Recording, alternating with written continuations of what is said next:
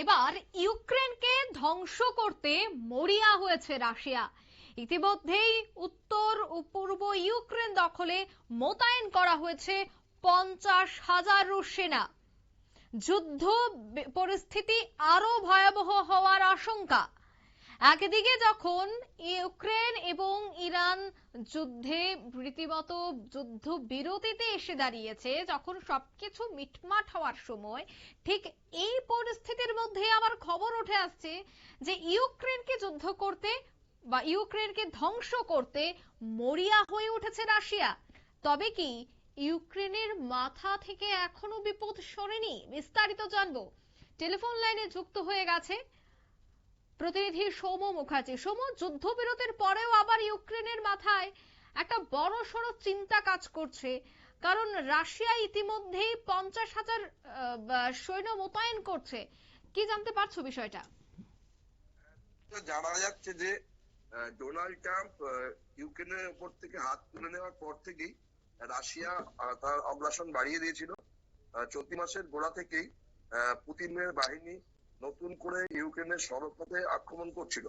তার আগেই ইউক্রেনের দখল থেকে রুশ ভূখণ্ড কুর্স্ককে পুনরুদ্ধার করেছিল রাশিয়ার সেনাবাহিনী, এবং তারপর থেকেই পূর্ব ইউক্রেনের ডনবাস অঞ্চলে বাইরে সেনা মোতায়েন করতে থাকে রাশিয়ার প্রশাসন, এবং তারপরে প্রায় 50% বেশি জায়গা তারা নিয়ন্ত্রণে নিয়ে নেয় বলে খবর পাওয়া যাচ্ছে।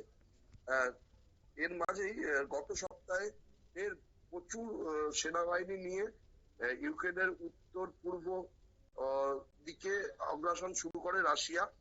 ইতিমধ্যে জানা যাচ্ছে যে তারা সেখানে প্রায় 50,000-এর বেশি সেনা মোতায়েন করেছে। রিজার্ভ বাহিনীতেও প্রায় সমসংখ্যক সেনা রয়েছে বলে জানা যাচ্ছে। সেই সঙ্গে প্রচুর পরিমাণে ড্রোন এবং যুদ্ধ বিমান মোতায়েন করা হয়েছে। শেষ খবর পাওয়া পর্যন্ত পূর্ব ইউক্রেনের আঞ্চলিক রাজধানী সুমিক থেকে প্রায় 19 কিলোমিটার দূরে রয়েছে রাশিয়ান সেনা, এবং ইউক্রেনের শীর্ষ সামরিক কমান্ডার জেনারেল ওলেকজান্ডার সিরস্কি রুশ ফৌজের যে অগ্রাসন তার কথা স্বীকার করে নিয়েছে। তিনি বলেছেন যে সংখ্যার জোরে ওরা আমাদের ছাপিয়ে গেছে, আর সেই কৌশল কাজে লাগিয়েই এলাকা দখলের চেষ্টা চালাচ্ছে।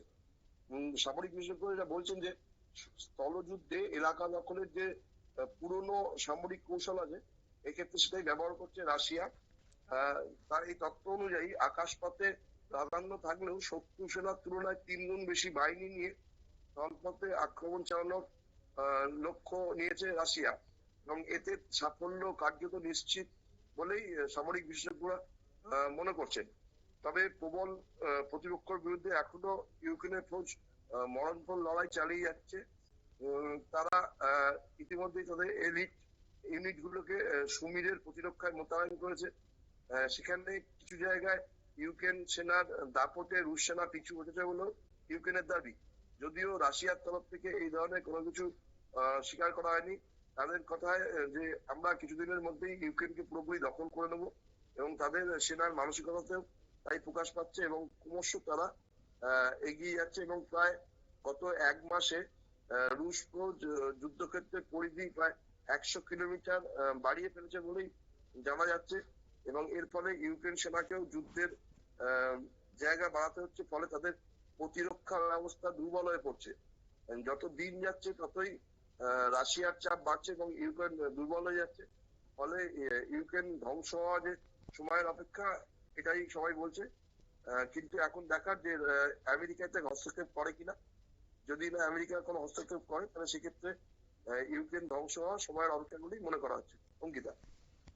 একদমই, ধন্যবাদ। অর্থাৎ উত্তর এবং পূর্ব ইউক্রেন দখলে মোতায়েন করা হয়েছে প্রায় 50,000 সৈন্য। যুদ্ধবিরতি পরিস্থিতিতে আরো ভয়ঙ্কর একটা পরিস্থিতি তৈরি হতে পারে, যদিও এই বিষয়টা নিয়ে কিন্তু আন্তর্জাতিক মহলেও শুরু হয়ে গেছে আলোচনা। নিয়ে নিয়েছি ছোট্ট একটি বিজ্ঞাপন বিরতির সঙ্গে থাকুন।